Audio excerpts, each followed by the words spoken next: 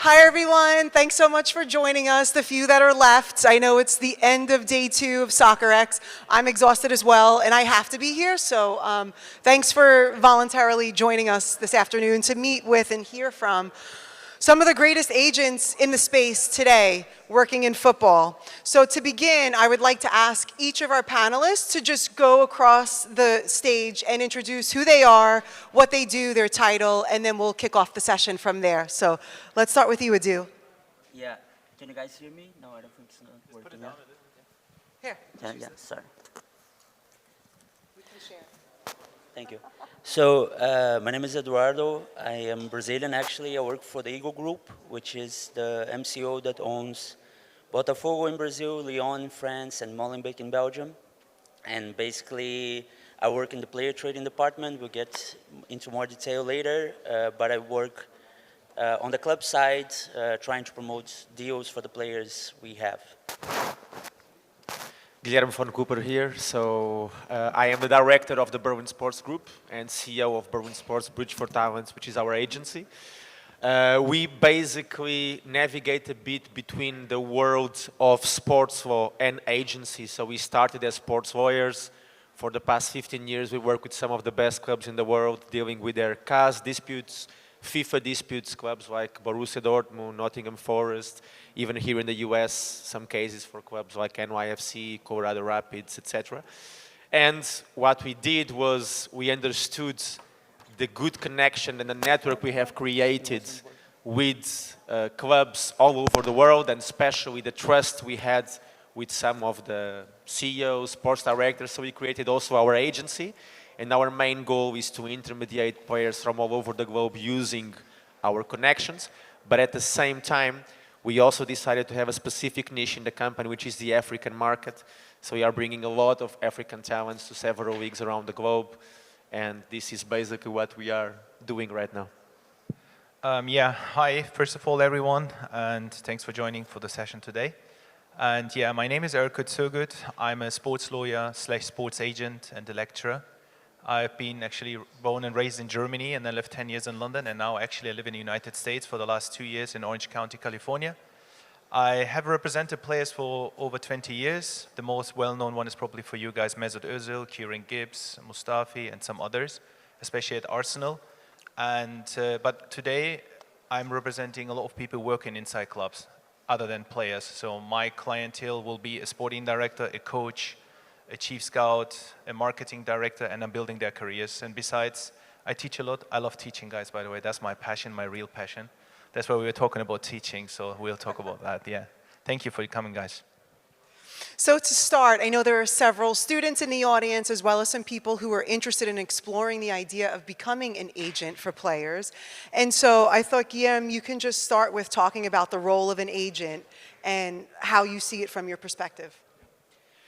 I think that unfortunately sometimes the agent is still seen a little bit as the ugly duck in the industry, meaning that there is a general perception, maybe based on 1 or 2 deals, that in the end the amounts were a bit higher than usual, let's call it like this. But the truth is, if an agent is really a good agent, then it's one of the most important stakeholders in the market, because the agent, the intermediary, which is the intermediation on the deal, the negotiation, the signing of the contract, is just a small part of the work of the agent.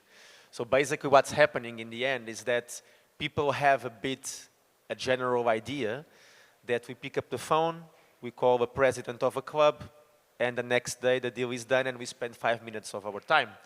But what they forget is that we are working years and years and years, traveling, meeting people, meeting clubs, traveling the world in order to find the right partners for our players, in order to find the most trustworthy people in the market. And this is work that you usually don't see. It's the unseen work which is behind it. At the same time, a true agent also, besides the intermediation negotiation part, I think we need to be a little bit of everything. We need to be psychologists, so we need to care about the mental health of our players.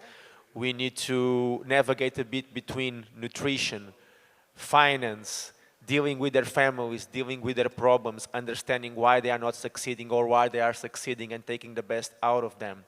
So we'll speak about the FIFA agent regulations later today, but FIFA, for example, they changed the regulations on intermediaries to FIFA agent regulations. And I think it's really, I'm really happy that they've done it, because actually an agent is something way broader than what an intermediary is. So it's a really important role, and it should be seen, I would say, in a different way. Throughout the panel, I'll also explain at what sense. Should I move on from there? Yeah. I always say agents are problem solvers. That's our main business. I've been in 20 years in this business, and I've never really experienced a football player calling me out of the blue and saying, "Hey, Erkut, you had a good day. How are you doing? How's the family?" It's usually when I see the name on the phone, I start like, oh my God, what is it this time, right? So you need to be a good problem solver, right? First of all, from that perspective as an agent, you're dealing with different kind of problems. It's not just on the pitch. It's not just only about the coach is not playing me. What can we do? It's more off the pitch, more and more, right? I'm getting married. I need a prenup. Can you talk to my future wife and not me? That's an agent's problem, right? And these things is not, as you said, is not seen. First of all, we are problem solvers. But the future football agent, I'm not anymore calling them football agents. The future agent is a businessman or a businesswoman. That's where we're heading to. The best agents out there will be the ones who understand, we deal with different parties at the same time, to deal in complex deals with a club, selling club, buying club, coach, player, to be able to talk to them, to be able to communicate in the best way as a business person, to understand the game of football. They'll be the successful ones in future. So you need to think like a businessman or woman. You need to understand what a club is looking for. You need to check the market. You need to be smart, right? And I think we need to focus on that the future agent will not only represent football players. So you'll be an agent who might represent 3 basketball players, 3 college athletes and do NIL deals, and 1 tennis athlete. That's the future. That's where we're heading to. And if someone wants to become an agent, that's how you need to get prepared to that. And this question was not in our list of questions, but it just popped in my head around this idea of helping athletes own their name, image, and likeness, helping them to own their story so that they can, drive profitability beyond their playing careers. So how much work are you doing on that front now to help players leverage their reach, really, and their influence in the world? Should I go on or you? No, I think this. Yeah. Okay. So it shifted a lot. In the beginning, 20 years ago, I didn't know what is an image right contract, right? I don't know what it was. It wasn't. But in the Premier League, especially, it started 10 years ago, or even 12, 13 years ago, that we saw image right contracts next to the playing contract. And I've realized how important it's actually to have a good image right contract, and because the value you can create for your talent or for your client, it's massive. And it's becoming more important today, and it's coming over from America that we feel like it's the players' league. It's not anymore the club's league, right? Here in America, we talk about players. We don't talk about the league much or the clubs. It's about you go watch a certain player, and it comes slowly to Europe as well. So the players becoming more centric. It's more about the player, and that's the future. And therefore, it's very, very important to understand how you can actually monetize a player's future, not only on the pitch, also off the pitch. And that goes hands in hand. And the sooner you start having a professional social media, having great marketing people around, having good PR people around, so the sooner you start for a player to do that, the better outcome you will have in future. I totally agree with Erkut, and I would even add something. If you are part of a negotiation, it's probably happened to you as well right now, sometimes you take a few days to close the working contract, the transfer agreement, and then maybe you take 3 weeks or 1 month discussing the contract concerning image rights. So this is how important it is becoming, because more and more players are role models, players are superstars, players have people from all over the world following them, and the value of their brands, of their names, of their image is so important. So it's really, that's why I think that the work of a sports lawyer, and I think me and Erkut in this panel, we also share a little bit this sports lawyer agent path, I would say. And I always seen also with my team of lawyers in the company, that actually in the end, we need to explain to them how the world is changing. The way they were dealing with negotiations in the past is totally different of what they are doing today. So they also need to make sure that they professionalize themselves in a way that what is in the contract right now, it's not what was in the contract a few years ago, where the main focus were transfer agreement, how much is the player getting, does he has a car, what's the salary, is it net, is it gross? But now we are totally changing it, and the image rights and the importance of branding totally changed the business.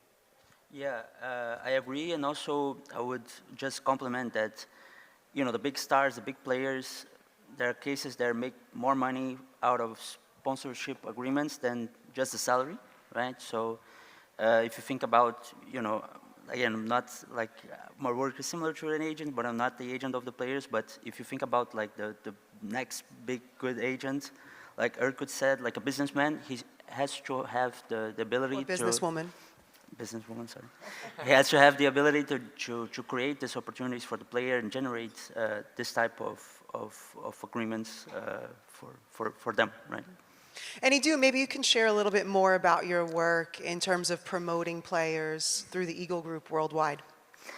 Yeah, I think we started this year actually with this idea. I think Citigroup has been doing that for a while, but I think, you know, in the end it's about us getting a seat on the table in such big transactions like you see, you know, every 6 months in the newspaper, and also, you know, speaking about the bad sides, there are a lot of you know, false information that you know, agents or people in the industry, the bad ones, let's say, they communicate towards our players. So it's important that we also control the information that we want to send for the players that we have, right?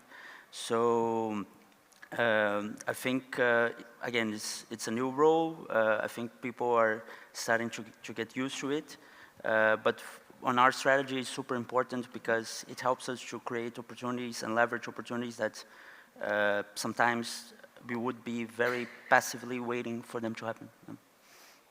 And then, Erkut, I know you mentioned this trend of family members becoming agents and how that impacts the entire process.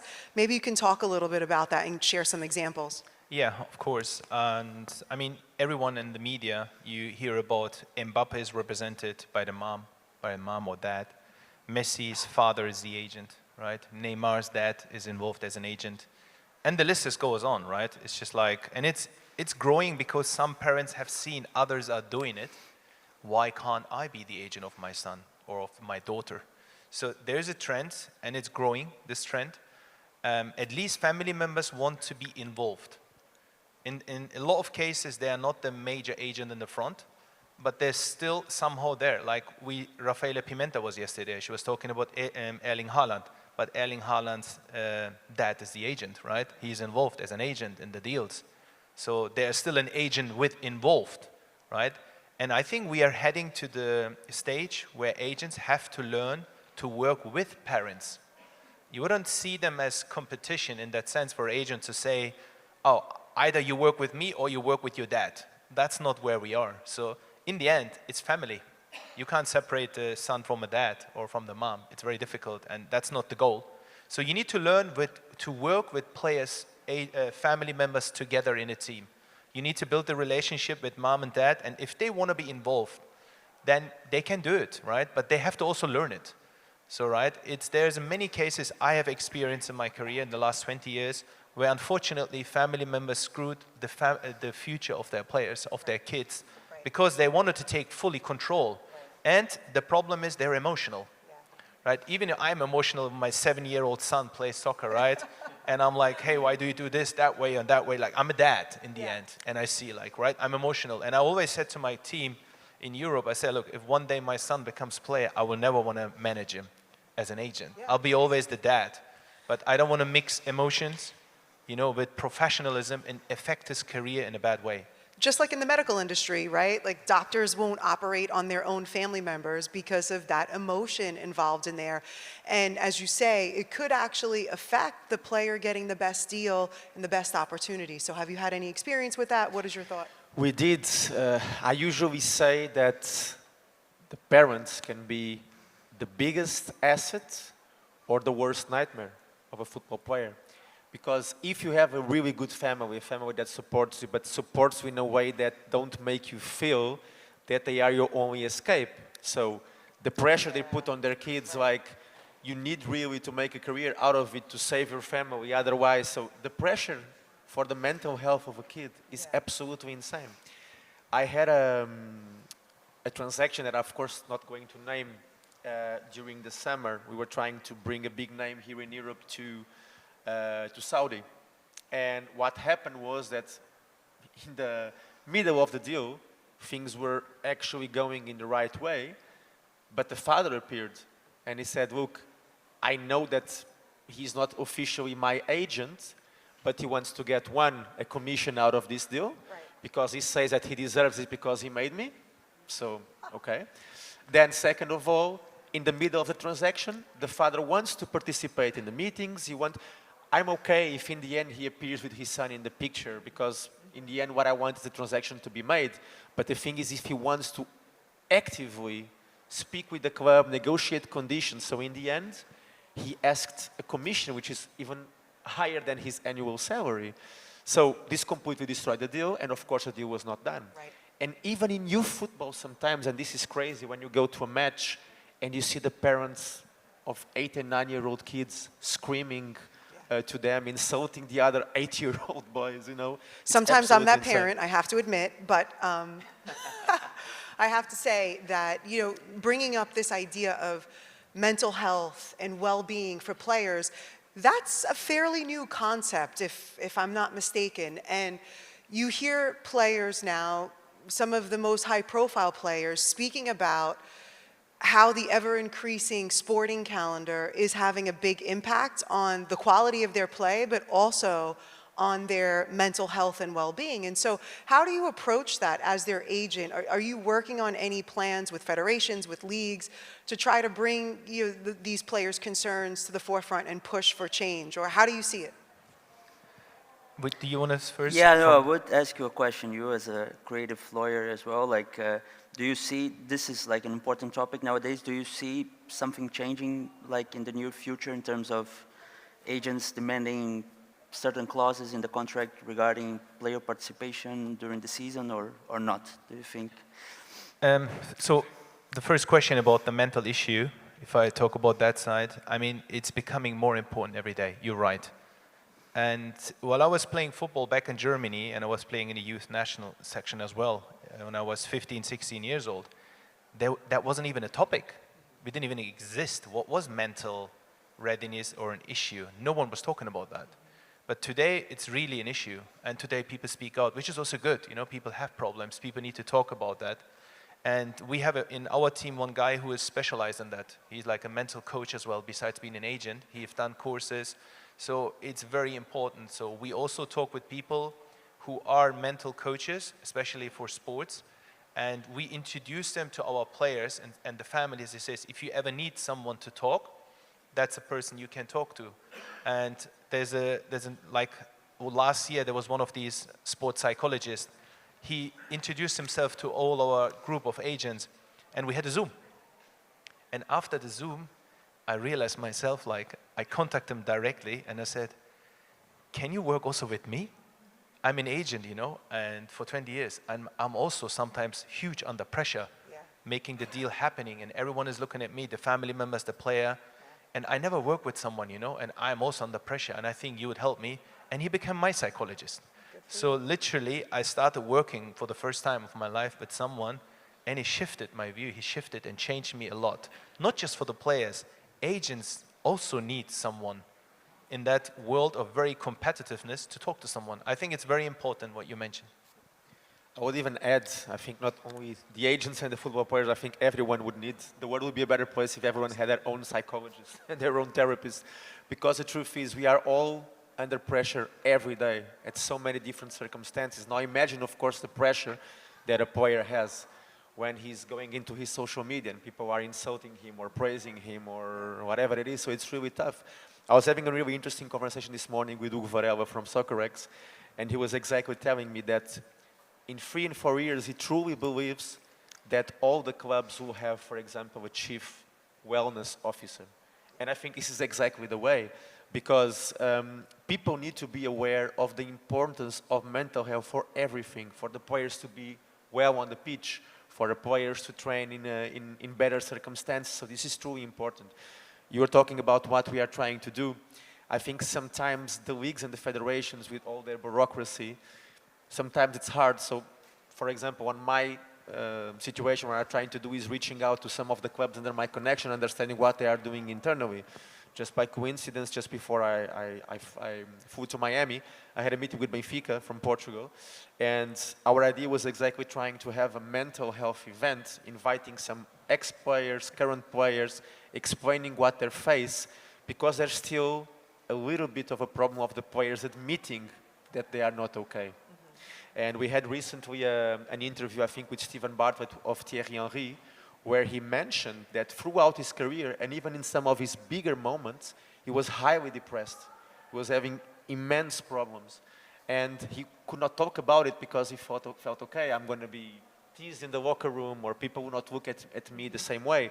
So these ex-players now coming out and explaining what they faced might open the way for the new players to do the same.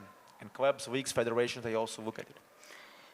Yeah, well, I agree with everything. On our side of Ego and the groups that we have, we take it obviously really serious. We have for each club what's called like, well, it will be the wellness guy, which is not a psychologist, but someone that will, make the player feel comfortable when he arrives, which I think is the most challenging point, because you go with a different culture in most cases, different language. We have psychologists, and also, the coaching staff is really much concerned about the well-being of the players, let's say. And now moving into probably one of the most controversial topics, which is around the fight between agents and FIFA.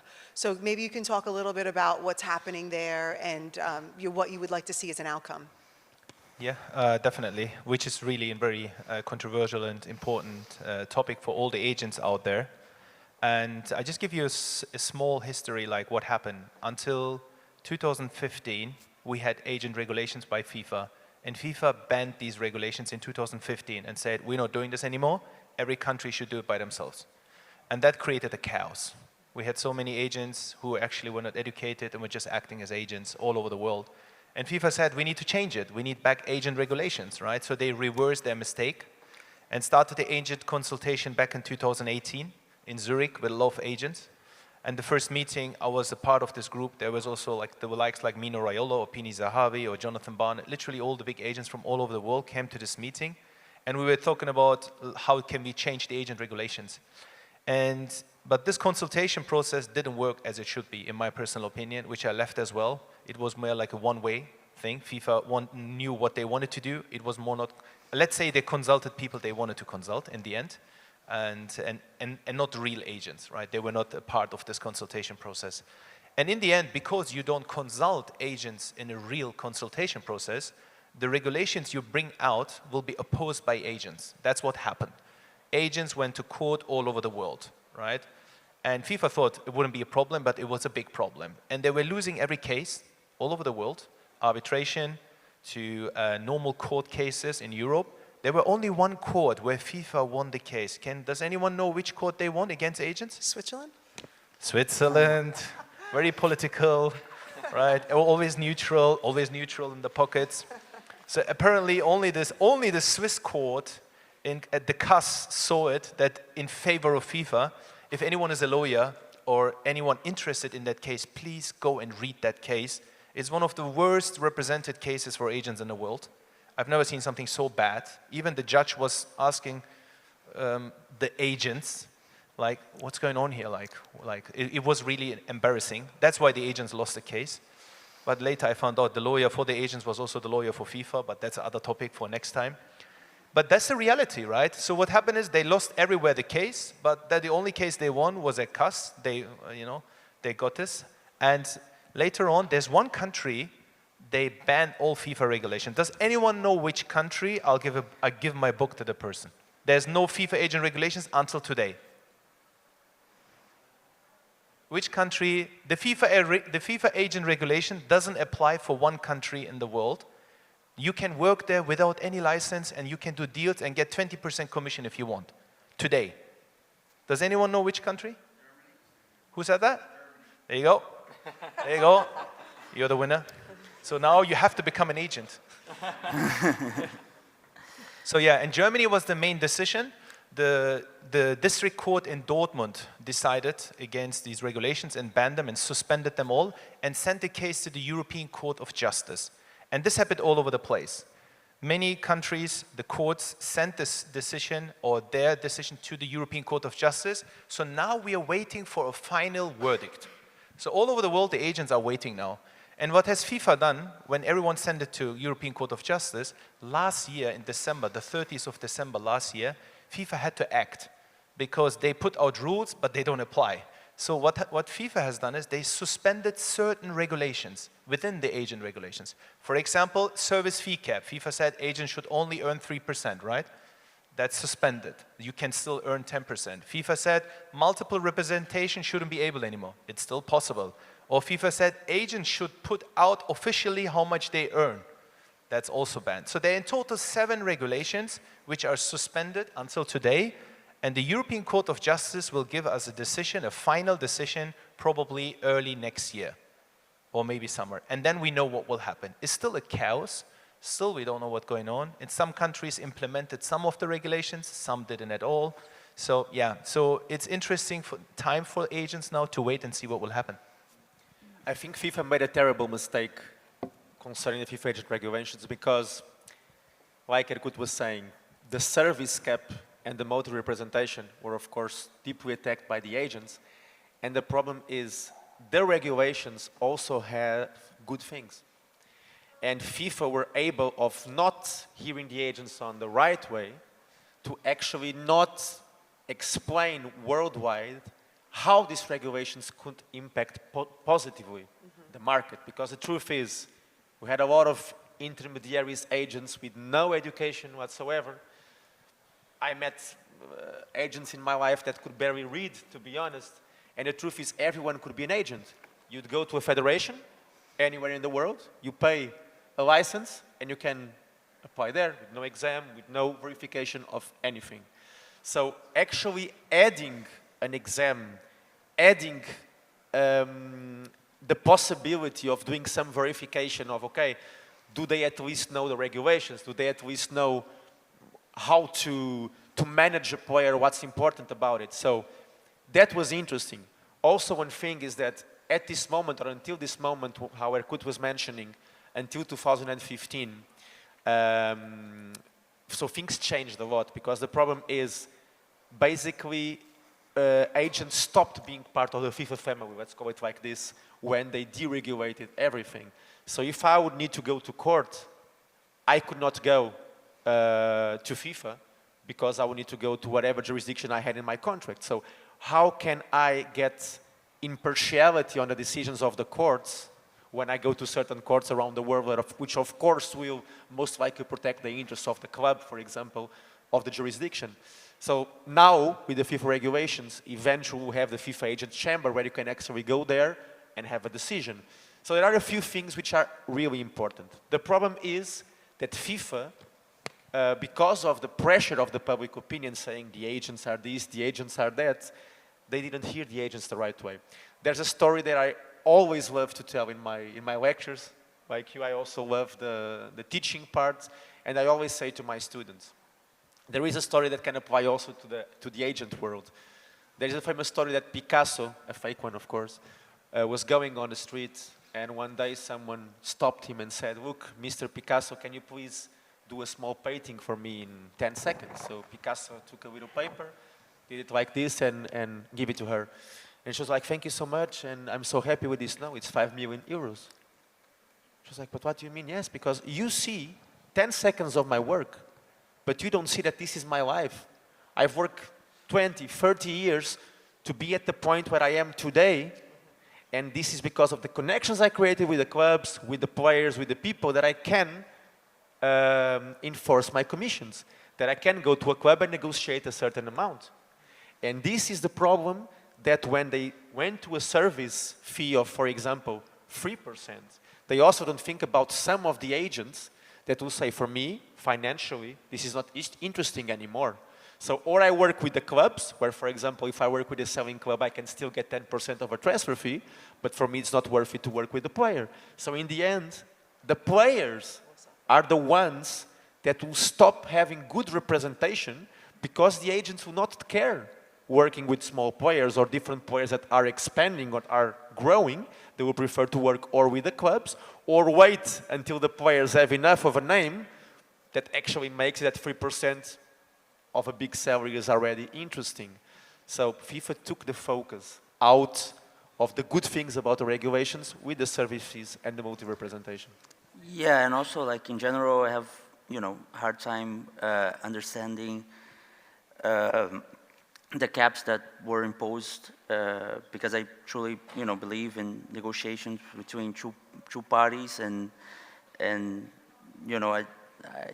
if it's 6%, 7%, I think it's part of the context and the negotiation, but I don't think it should be regulated as they try to do. This is something that I say in favor of the agents, but also in favor of the free market in general, right? So just switching gears a little bit now, we're experiencing history right now with the meteoric rise of women's sports and women's football. I've been lucky to ride that, plane up with Barcelona Femení. And so, of course, I want to end this session, we have 7 minutes left, talking about the rise of women's sports and what you all as agents or representatives helping to promote players worldwide, what you're doing or what your outlook is on women's sports and how you plan, or if you plan, to get involved. Yeah, I'll start with that one, actually, because the Lyon female team is probably one of the best in the world, alongside with the Barcelona one. And actually, we sold a part of the team to this American, South Korean entrepreneur that's forming, I think is the first MCO of female team. So she has a team in here in NSWL. She has Lyon, and she also has a stake on the group itself. Michelle Kang? Yeah, Michelle Kang, yeah, exactly. So I think the story in the end is that we started to see, a few transfer fees regarding players. I know that here in the US, female soccer is super popular. And my take on the business side is that it is going to be big at some point, especially because now it's, it has a lot of potential. Let's say it's just a matter of time, I think. Well, last season, Barcelona's women's team drew a crowd of 92,000 Yeah, exactly. fans to Camp Nou. So I would say it's already arrived. Yeah, would you want, should I? No, you can. Okay. You can. For me, if I'm looking from an agent perspective, right, into the world of women's football, and if I would represent women's football player, female young players, so it depends also, like, from the, in the end, an agent wants to make money, right? So you want to earn money. You're not doing it for charity, and you spend a lot of time, you travel, you meet people, and the money in women's football is growing, but it's still very, very, very far away. You can see that even in England, in women's football players in the first division, they still have to work besides some of them. They still say after they finish their career, they need to find right away another job. So the money is not still very high. But so what the money, role does an agent play in helping women get the money they deserve? Yes, so I mean, there are different things, of course. I mean, first of all, from the agency side, you can help with commercial deals. That's one thing, but again, commercial deals are limited. It's usually the brands are interested about the best athletes, right? And there are not many in every league. Yeah, there's some, but they will get a commercial deal. The rest of the athletes won't get a commercial deal. It's the reality, right? I think we as agents have to, of course, promote that to create opportunity for them on and off the pitch.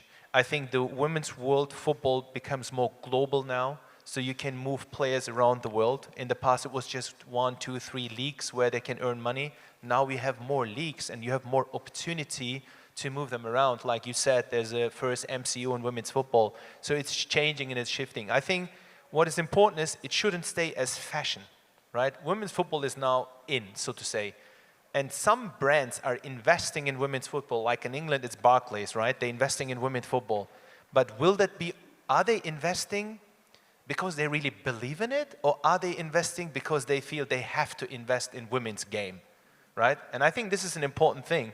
I think once we have people, they really believe and do it because they want to invest in women's football, because they see their future and an opportunity and want to help, I think then we will win the game. But as long as brands, big brands in the world saying, okay, we invest 100 million in men's football and we give 5 million in women's, just so no one can say you're not helping women's football, right? That's so we're not looking bad as a brand.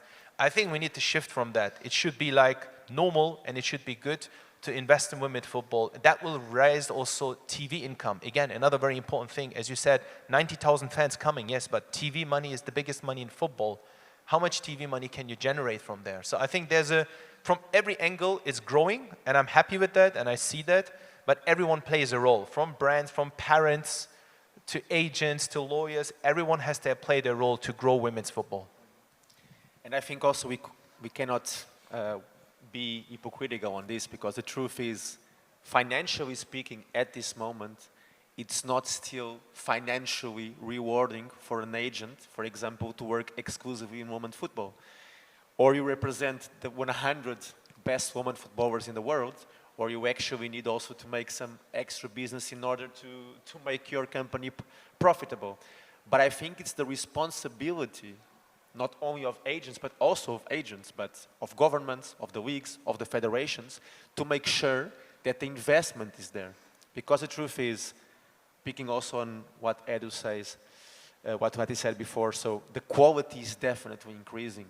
You can now go and watch a Champions League women's game, and you can definitely enjoy, see the quality, see really good players, and this is something that must be more shown to the market. So this is also responsibility even of the broadcasters.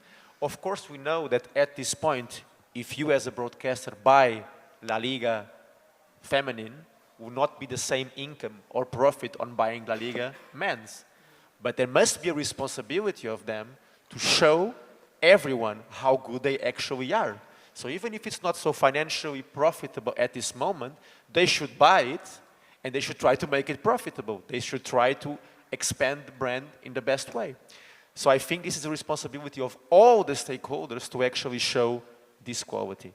At the same time, one thing that is really good to see is that are more agents opening their divisions for women's football, and some of the biggest agents of the world are doing. I'm from Portugal. I have an example, for example, of Jorge Mendes in Portugal now that opened a division only for women's football and incorporated also a big women's soccer agency.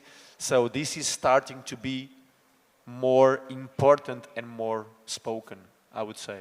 So for me, the path will be definitely growing the football, and I think we all have a particular responsibility on raising awareness for the quality of women's football and try to actually make it go the next step. It's a great place to end. We're out of time, everyone. Thank you for joining us. Thank you for joining us.